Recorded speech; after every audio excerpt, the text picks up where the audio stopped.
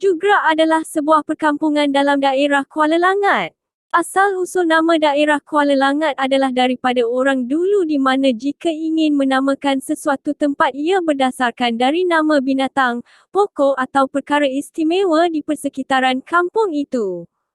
Begitu juga dengan Kuala Langat, dikatakan bahawa dahulu di muara Sungai Langat banyak dijumpai ikan selangat dan juga dikatakan air sungai tersebut hangat. Begitulah lama-lama daerah ini telah diberikan nama Kuala Langat. Jugra merupakan sebuah perkampungan kecil Melayu yang dikenali sebagai Tanjung Kera.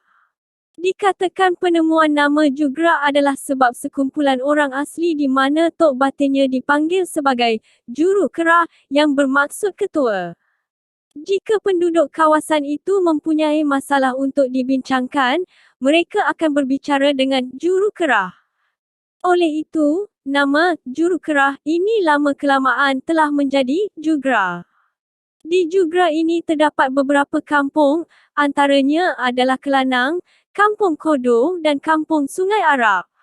Jugra telah menjadi pusat pentadbiran semasa pemerintahan Sultan Abdul Samad, Sultan Selangor yang keempat, kerana lokasi ini yang amat strategik yang berdepan dengan persiaran Selat Melaka dan berdekatan dengan muara Sungai Langat yang kemudiannya dijadikan sebagai pelabuhan Jugra.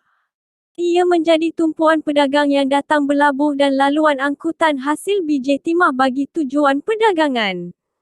Jugra juga pernah dikatakan dalam kisah Tun Sri Lanang, bahawa Hang Tuah pernah datang ke Jugra untuk menyabung ayam di Bukit Jugra sehinggakan ada tapak kaki Hang Tuah di batu hampa Jugra ini.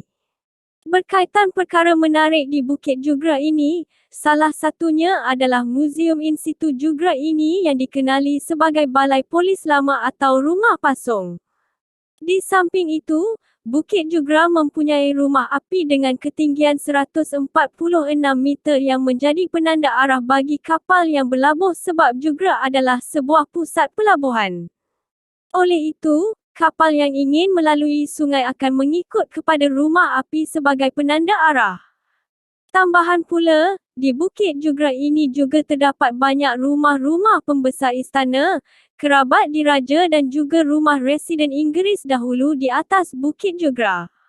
Bukan sahaja itu, makam diraja juga ada di Bukit Jugra ini yang menempatkan Sultan Abdul Samad. Sehingga kini, makam tersebut masih ada dan dibuka untuk dikunjungi para pelawat. Perpindahan Ibu Negeri Selangor telah mengalami perpindahan dari Jugra.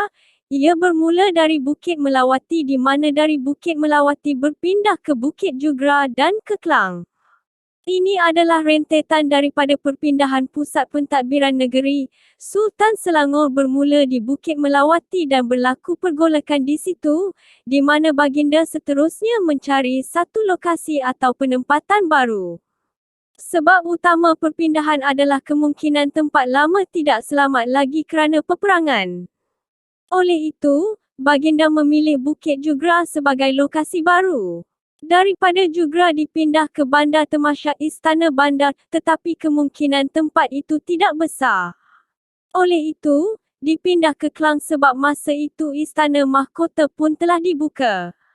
Sebab utama adalah peralihan pusat pentadbiran dan penerokaan tempat yang baharu. Oleh sebab itu, pusat pentadbiran berpindah dari satu tempat ke tempat yang lain. Setiap sultan mempunyai istana mereka yang tersendiri sebagai tapak pemerintahan seperti Sultan Abdul Samad. Baginda telah mendirikan istana Jugra di Bukit Jugra tetapi sekarang istana tersebut tidak dapat diselamatkan cuma tinggal runtuhan bangunan sahaja. Selepas itu, pewarisnya adalah Sultan kelima, Sultan Alauddin telah membina Istana Bandar sebagai tapak pemerintahan baginda di Kampung Bandar.